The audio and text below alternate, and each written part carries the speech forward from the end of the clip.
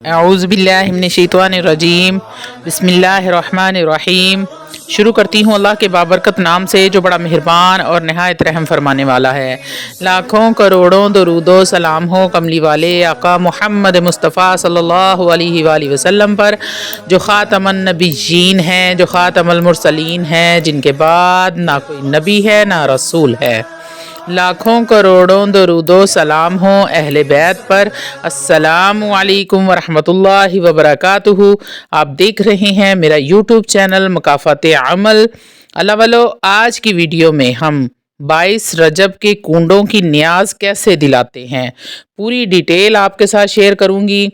अल्लाह वालो, बहुत सारे लोगों ने मैसेजेस किए हैं, व्हाट्सएप किए हैं, कमेंट किए हैं कि हमें कुंडों की न्याज का जो सही तरीका है वो बताएं। 22 रजब के कुंडों के हवाले से बहुत सारे सवालात हमारे माशरे में पाए जाते हैं और इस न्याज से जुड़ी बहुत सारी गलत फहमियाँ और खुराफात भी देखने को मिलते हैं। तो अल्लाह वालो, मकाफ़ाते अमल का चैनल का ताल्लुक़ मकाफ़ाते अमल चैनल का ताल्लुक़ सुन्नत अहलो जमात से है। अहले सुन्नत सहीहुल अक़ीदा सुन्नी मुसलमान 15 रजब या फिर 22 रजब को इस न्याज का एहतमाम करते हैं, लेकिन कुछ गलत बदअक़ीदा परस्त लोग जानबूझकर गलत फहमियाँ और इख्तलाफात पैदा कर रहे हैं। इसका मुंह तोड़ जवाब आज की इस वीडियो में दिया जाएगा। तो 22 रजब के कुंडों की फातिहा खानी कैसे देनी है और कब देनी है, न्याज के तौर पर क्या क्या चीज़ें इसाले सवाब कर सकते हैं और इस कुंडों की नीयत से पकाई जाती है। खीर और पूरी ही पकाना ज़रूरी है, और अगर एक साल कुंडों की न्याज की है तो क्या हर साल ये न्याज देना ज़रूरी होगा, और क्या इसको घर में ही बैठकर खा सकते हैं, घर से बाहर जाएंगे तो क्या होगा। बहुत से सवालात का जवाब भी पेश किया जाएगा आज की इस वीडियो में। तो मुकम्मल और तफसीली तरीके की तरफ आने से पहले आप लोगों से छोटी सी इल्तमास है कि वीडियो को मुकम्मल देखें, अच्छे तरीके से समझें और फिर इस पर अमल करें। तो इंशाअल्लाह ताला मुझे उम्मीद है कि आपको ज़रूर और ज़रूर समझ आएगी, आपकी नॉलेज में भी इजाफ़ा होगा, आप दूसरों को भी इसके बारे में बता सकेंगे। तो रूहानी इजाज़त के लिए चैनल को सब्सक्राइब कर लें, कमेंट में सुबहान अल्लाह लाजमी लिखें ताकि दुआओं में आपका नाम भी शामिल किया जाए। अल्लाह वालों, माह रजब रहमतों और बरकतों से माला माल करने वाला बड़ा ही बाबरकत महीना है। जब भी माह रजब का चांद नज़र आता है तो एक सवाल जहन में ज़रूर आता है कि कुंडों की न्याज कब दिलाई जाए। तो याद रहे कि कुंडों की फातिहा खानी हज़रत इमाम जाफ़र सादक रज़ी अल्लाह ताला अन्हो को इसाले सवाब करने के लिए दी जाती है। और वैसे तो रजब के पूरे महीने में किसी भी दिन, किसी भी वक्त या फिर पूरे साल में किसी भी दिन या किसी भी महीने में आप हज़रत जाफ़र सादक की या कुंडों की न्याज दिला सकते हैं। लेकिन बहुत उलमा इकराम का कहना है कि हज़रत इमाम जाफ़र सादिक का विसाल 15 रजबुल मुरज्जब को हुआ था, तो इसलिए बेहतर है कि 15 रजब को ही कुंडों की फातिहा दिलाई जाए। और अगर आप 22 रजब को भी दिलाते हैं तो इसमें कोई हरज वाली बात नहीं है। बाज़ उलमा इकराम फरमाते हैं कि 15 रजब आपके विसाल की तारीख है, तो 22 रजब को आपको गौसे कुबरा अता किया गया। इसलिए हज़रत इमाम जाफ़र सादक ने अल्लाह रब्बुल इज़्ज़त का शुक्र अदा करने के लिए सुबह में न्याज बनवाई, जो दूध और चावल मिलाकर बनाई गई थी, जिसे हम खीर कहते हैं। अल्लाह वालों, कुछ लोगों ने गुजारिश की है कि कुंडों की न्याज किस तरीके से दिलाई जाए, हमें पूरा मुकम्मल तरीका बताया जाए, इमाम जाफ़र सादक रज़ी अल्लाह को इसाले सवाब कर सकें। कुंडों की फातिहा खानी का तरीका क्या है और कौन सी चीज़ों पर आप कुंडों की न्याज दिला सकते हैं और इसमें क्या पढ़ा जाता है, तमाम तफसील गौर से सुन लीजिएगा। सबसे पहले आप अच्छे तरीके से वज़ू कर लें और पाक साफ़ कपड़े पहन लें, फिर दस्तरखान बिछा लें और उस पर हज़रत इमाम जाफ़र रज़ी अल्लाह तआला अन्हु को सवाब पहुँचाने के लिए आपने जो भी खाना पकाया है वो तमाम चीज़ें दस्तरखान पर सजा लें। यहाँ पर एक मसला अहम है, बहुत सारे सवाल लोगों ने किए हैं कि इस फातिहा खानी के लिए क्या मिट्टी के बर्तन लेना बहुत ज़रूरी है। तो इसका जवाब है कि नहीं, یہ بالکل بھی ضروری نہیں ہے کہ مٹی کے برتن ہوں. آپ کے گھر میں جو بھی برتن ہیں آپ ان میں ہی نیاز دلا سکتے ہیں. بے شک اللہ رب العزت صرف نیت کو دیکھتا ہے. آپ اس ٹائم اگربتی یا لبان بھی خوشبو کے لیے جلا سکتے ہیں، لیکن کھانے والی چیزوں سے دور رکھ کر. اب آپ نے فاتحہ خوانی کا مکمل طریقہ غور سے سن اور سمجھ لینا ہے. سب سے پہلے آپ نے 3 بار درود ابراہیم پڑھنا ہے. یاد رہے نماز والا درود ابراہیم ہی آپ نے پڑھنا ہے. اس کے بعد آپ نے 1 مرتبہ سورۃ الکافرون کو پڑھنا ہے بسم اللہ الرحمن الرحیم کے ساتھ. اس کے بعد 3 مرتبہ آپ نے سورۃ الاخلاص کو پڑھنا ہے بسم اللہ الرحمن الرحیم کے ساتھ.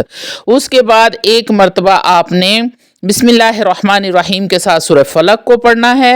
اس کے بعد آپ نے 1 مرتبہ ہی سورہ ناس کو بسم اللہ الرحمن الرحیم کے ساتھ پڑھنا ہے. اس کے بعد 1 مرتبہ بسم اللہ الرحمن الرحیم کے ساتھ سورہ فاتحہ کو پڑھ لیں.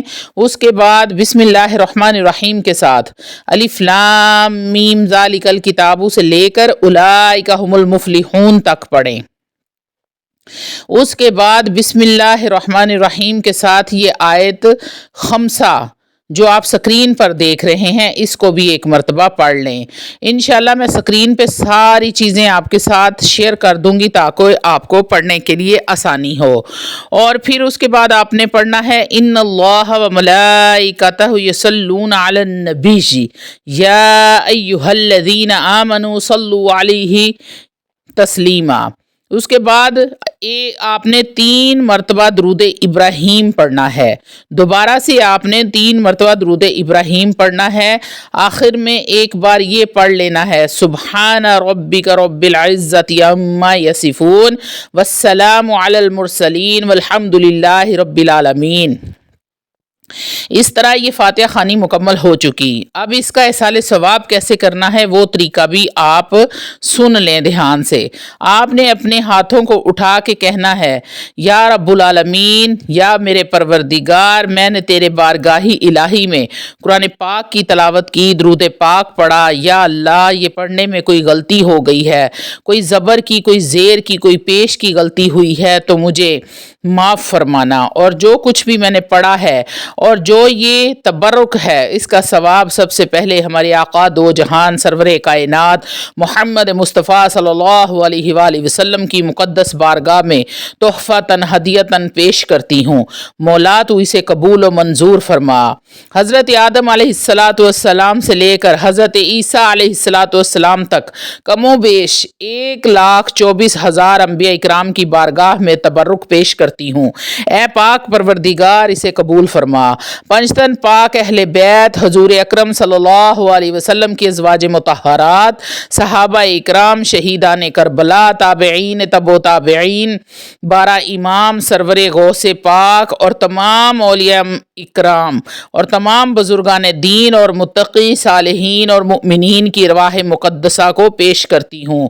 مولا تو اسے قبول و منظور فرما. اس کا ثواب دستگیر روشن ضمیر حضرت غوث اعظم رضی اللہ تعالیٰ عنہ اور خواجہ غریب نواز معین الدین چشتی رضی اللہ تعالیٰ عنہ کی بارگاہ میں پیش کرتی ہوں. قبول و منظور فرما. اس دنیا سے جتنے بھی مومنین گزر چکے ہیں ان کی بخشش فرما، ان کو جنت الفردوس میں اعلیٰ سے اعلیٰ مقام عطا فرما. آمین یا رب العالمین. بالخصوص اس کا ثواب اللہ تیرے پیارے محبوب بندے حضرت امام جعفر صادق رضی اللہ تعالیٰ عنہ کی بارگاہ میں پیش کرتی ہوں. قبول و منظور فرما. ان پر خوب رحمتوں کی بارش عطا فرما.